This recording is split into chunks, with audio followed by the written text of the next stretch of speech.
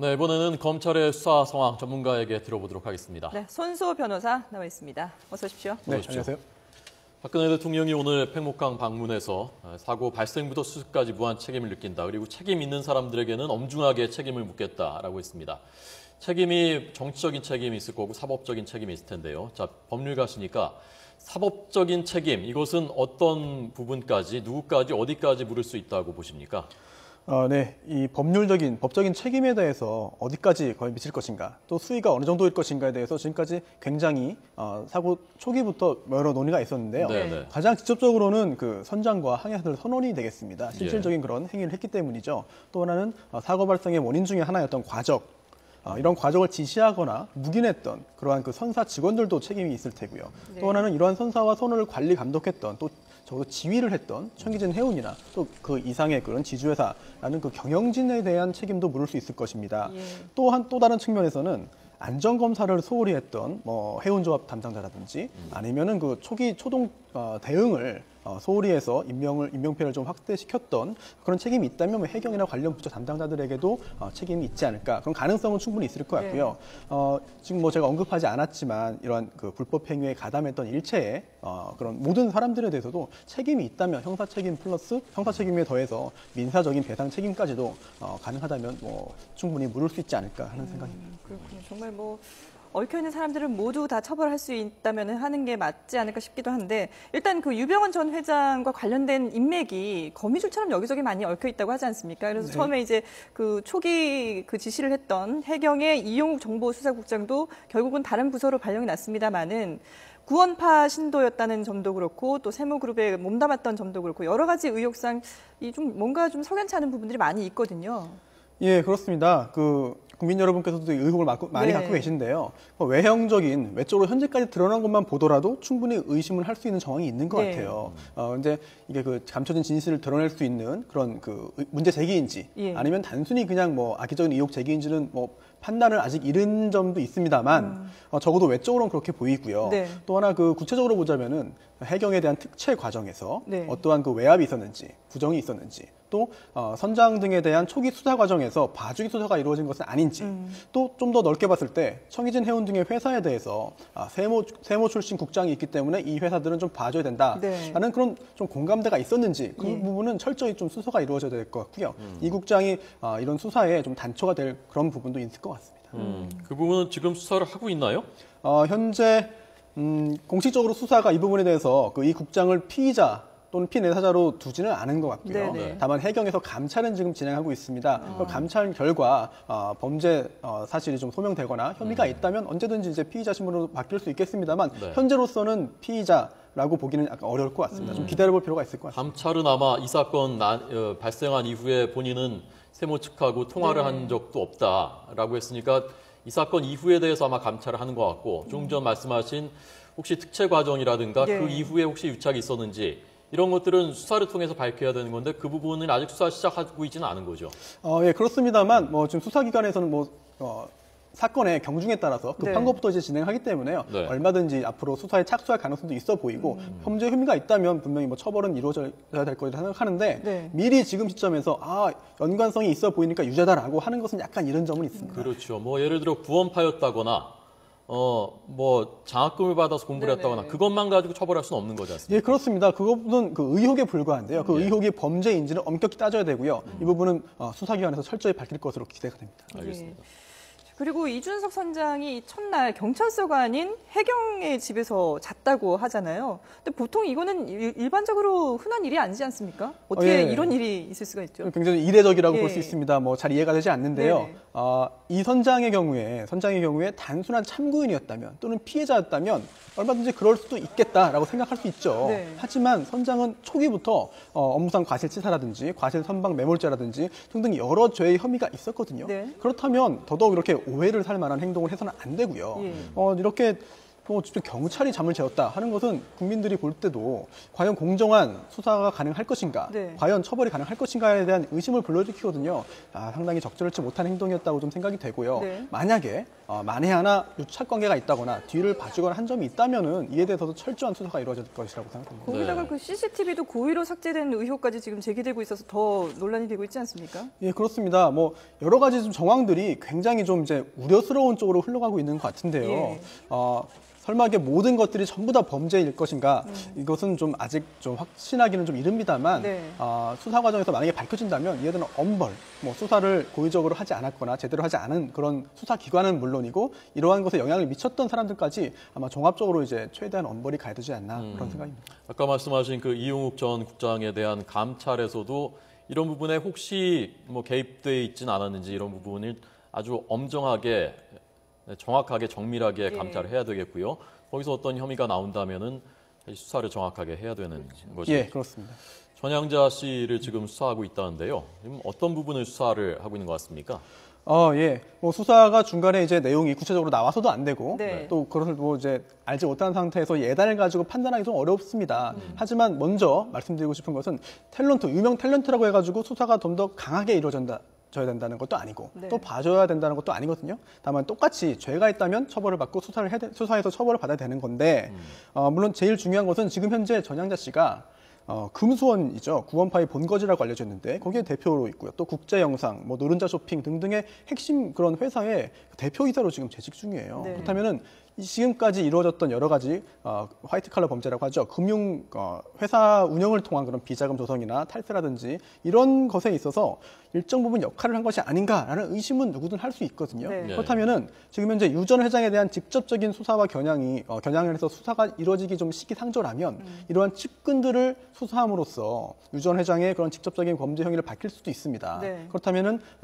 유명인이지만 뭐 성역 없이 탤런트지만 이제 수사를 해서 만약 유 전 회장과의 그런 같이 했던 범죄 혐의가 드러난다면 혹은 적어도 방조가 드러난다면 이에 대한 수사는 굉장히 본격적으로 들어가야 될 필요가 있다고 생각됩니다. 근데 뭐 전향자 씨뿐만 아니라 지금 측근들을 광범위하게 수사를 하고 있고 또 그 유 전 회장의 일가 그러니까 뭐 아들 딸도 같이 소환을 해서 조사를 하려고 하는데 지금 응하지 않고 있지 않습니까? 네, 그렇죠. 그러다 보니까 검찰이 유 전 회장을 직접 먼저 소환하는 방안을 검토하고 있다고 하는데 이게 현실적으로 좀 여러 가지 소득이 있을 수 있을까요? 먼저 사실은 그 유 전 회장이 제일 정점에 있거든요. 네. 짐작컨대 아니 정점에 있다면 사실은 그 밑에서 이제 움직였던 하부 조직이나 하수인들을 먼저 수사하는 것이 맞습니다. 왜냐하면은 유 전 회장을 먼저 불러서 뭐 이제 신문한다고 해서 범행을 이제 자백할 리도 없기 때문이죠. 움직이지 못하게 하는 건데 지금 현재 그 두 아들이나 가족들 같은 경우에 이제 외국에 있기 때문에 참고인은 강제로 소환하기가 좀 어렵거든요. 네. 그렇기 때문에 현재로서 수사가 약간 좀 이제 다 직접 유 전 회장부터 소환하겠다 하는 건데 이건 돌려서 생각한다면은 어느 정도 유 전 회장의 그런 직접적인 개인의 그 혐의에 대해서 어느 정도 증거가 좀 이제 모아진 것이 아닌가 또는 진술이 나온 것이 아닌가 지금까지 수사를 통해서 이런 좀 예상도 할 수 있을 것 같습니다. 좀 압박하는 의미도 있을 것 같아요. 밖에 있는 사람들한테 빨리 들어와라. 지금 그 총수가 나와 수사를 받고 있으니까. 예, 그렇습니다. 그런 측면도 충분히 있고요. 왜냐하면 또 지금 소환에 불응하고 있는 참고인 신분이지만 네. 조사에 불응하고 있는 그 사람들이 사실 유 전 회장의 이제 아들이거든요. 네. 그렇다면 이제 아버지에 대한 그런 수사가 이제 임박했으니 귀국을 해라, 네. 수사를 받아라라는 그런 메시지를 강력하게 주는 것이라고도 볼 수 있습니다. 근데 이 유 전 회장이 일단 실질적인 경영에는 참여하지 않은 것으로 서류상으로는 그렇게 지금 돼 있지 않습니까? 그러다 보니까 이게 잘못하다가는 꼬리 자르기를 하지 않을까라는 우려도 있는데요. 어떻게 보십니까? 예, 사실 이 부분이 가장 큰 염려 사항이었죠. 예. 그래서 유 전 회장을 처벌하지 못할 가능성이 있지 않을까 했는데 만약에 뭐 지금 약간 좀 예단에도 들어간 것 같은데 네. 만약에 유 전 회장이 지시한 바가 없고 직접 범행한 바가 없다면 처벌을 받지 않는 것이 맞죠. 맞습니다. 하지만 수사는 엄정히 진행이 되어야 되고요. 만약에 드러난다면 처벌해야 되는데 네. 문제는 직접적인 그 경영에 개입했다, 지시를 했다라는 점이 정황은 있습니다. 그렇다면 직접 증거를 수집하는 것이 지금 수사의 목적이고 과제일 텐데요. 예. 이 경우에 있어서는 현재 그 굉장히 긴 시간 동안 그 경영을 했습니다. 예전 그 세모 때부터 길게 경영을 했고요. 또 거기에 그 경영 활동에 그 개입했던 여러 사람들이 있습니다. 물론 그 종교와의 관련도 있습니다만 또 그 시간 동안 몸 담았다가 나온 그 퇴직자도 있거든요. 이런 사람들이 여러 좀 토대로 한다면은 이미 지금 제가 그 전에 듣기로는 일부 진술이 나온 것으로 알고 있고요. 네. 또 내부 고발자가 충분히 있을 것이라고 생각되는데 그렇다면은 뭐 유 전 회장이 실제 개입을 했다면 그러한 증거를 찾는 것은 시간 문제가 아닐까라고 생각되고 현재 우리나라 그 검찰의 수사력을 볼 때는 충분히 드러날 것이라고 생각됩니다. 네. 어제 저희 YTN이 특종 보도를 했는데 검찰이 이미 일부 진술을 확보했고 유 전 회장이 직접 계열사 대표들 임명했다. 그리고 높낮이 모임이라는 네네. 그 계열사 사장들 모임을 통해서 경영 활동에 개입했다. 이런 진술들이 이제 나오기 시작하는 걸 들으니까 이미 좀 둑이 무너진 것이 아닌가. 다 입을 서로 맞추기가 이미 불가능한 게 아닌가. 그런 추정도 좀 하게 되더라고요. 예, 그렇습니다. 지금 현재 이렇게 국민들의 공분을 사고 있는 대형 네. 사건에서 수사력을 집중해서 이렇게 수사를 한다면 어디선가는 이제 그 증거가 나오게 되고요. 한 번 그 둑이 무너져서 아까 표현해 주셨던 대로 네. 수사가 진행되고 진술이 나오면 그 다음부터 이제 걷잡을 수 없이 나오게 되거든요. 왜냐하면 유 전 회장을 보호하기 위해서 내가 희생할 것인가 그런 판단을 할 때 과연 이 상황에서 그렇게 할 것인가는 좀 의문스럽습니다. 그렇다면은 앞으로 수사 결과 수사 진행이 좀 급속도로 이제 진행이 되면서 범죄 사실 그 혐의가 좀 많이 밝혀질 것이라고 예상됩니다. 그 3인방들 끝까지 안 들어올까요? 그 김혜경, 김필배 그 두 측근하고요. 유혁기 씨, 차남 끝까지 안 들어올까요? 제 생각에는 이 관련된 그 회사와 네. 또 종교 단체와의 그 연관이 있다면은 네. 만약에 그 총수이자 사실 또 종교 단체의 그 최고 그 정점에 있는 지도자거든요. 네. 그렇다면 그 사람에 대한 보호라든지 그런 것을 위해서 오히려 출석을 하지 않을까 예상되는데 이 부분은 좀 지켜볼 필요가 있을 것 같습니다. 알겠습니다. 자, 그런데 또 이 청해진 의원이 사고 나기 한 달 전에 이 배에 문제가 있다는 걸 알고 매물로 내놨다고 팔려고 했었다는데 배에 문제가 있는 걸 알면서도 이렇게 팔려고 했을 경우에 거기에 대한 법적 책임이나 이런 건 물을 수 없는 겁니까? 예, 그 현재 드러난 것은 그 선박을 그 매물로 내놨다라는 네. 것만 알려져 있지 그 원인이 무엇인가 이유가 무엇인가는 드러나지 않았거든요. 그래서 네. 그 안전 문제는 사실 예상일 뿐이고요. 예. 현재는 그 인천 제주 항로의 그 수익성이 떨어져서 내놨다라는 것이 현재까지 드러난 공식적인 이유인데요. 네네. 만약에 그렇다면은 아무리 그 싸게 내놨다 하더라도 물론 배임 소지는 있습니다만 수익성이 낮기 때문에 매물로 내놨다는 것은 사실 범죄로 처벌하기는 어려울 것 같아요. 네. 하지만 현재 배의 안전성에 문제가 있다. 하지만 그거를 이제 제대로 수리를 해서 쓰려면은 비용이 들어간다. 네. 그렇기 때문에 그 매물로 내놓고 대신 그 과정 동안은 운항을 중단한 것이 아니라 계속 운행을 했거든요. 화물도 싣고 또 인명도 실었거든요. 예. 그렇다면 이 부분은 충분히 범죄 소지가 있고요. 네. 예. 비슷한 경우로 그 예전에 그 잘 기억하시겠습니다만 삼풍백화점 그 붕괴 사고가 있습니다. 이때 계속 그 무너지는 상황에서도 계속 탈출 지시는 안 하고 했던 그런 경우인데 그때 그 이 모 회장의 경우에 예. 회장도 사실 업무상 과실치사의 공동정범으로 처벌을 받았거든요. 그래서 무려 징역 7년 6월형을 받았는데 이 경우에도 만약에 안전 문제가 있음에도 무시하고 계속 이렇게 했다면은 이 부분 역시 그런 지시를 내렸던 경영진 또한 업무상 과실치사의 그 죄로 처벌받을 가능성이 충분히 있을 것이라고 생각됩니다. 그러니까 배의 안전에 문제가 있었는 걸 알았는지 몰랐는지에 대한 그 규명이 확실하게 좀 이루어져야 되겠군요. 예, 그렇습니다. 그 부분도 역시 수사의 대상이 되어야 될 것이라고 네. 생각됩니다. 예. 자, 지금 선장과 선원들한테 적용된 구속할 때 적용됐었던 혐의가 몇 가지가 있는데 그 중에 한 가지가 사고 선박 도주죄입니다. 네. 일단 혐의를 적용해서 구속했는데 이것이 과연 법정에서 인정이 될 것인가 안 될 것인가 양론이 있다면서요? 예, 그렇습니다. 이 부분이 법 쪽에서도 좀 약간 좀 논란이 있습니다. 왜냐하면은 사실상 최초로 적용되는 상황입니다. 왜냐하면 작년에 이제 2013년에 새로 도입이 되고 시행된 조문인데요. 네. 그렇군요. 이해를 좀 돕기 위해서 말씀드리자면은 자동차도 이제 그 일명 뺑손이라고 하지 않습니까? 네. 예, 도주 차량 운전죄인데요. 이거 똑같은 구조입니다. 그래서 그 사고 난 선박의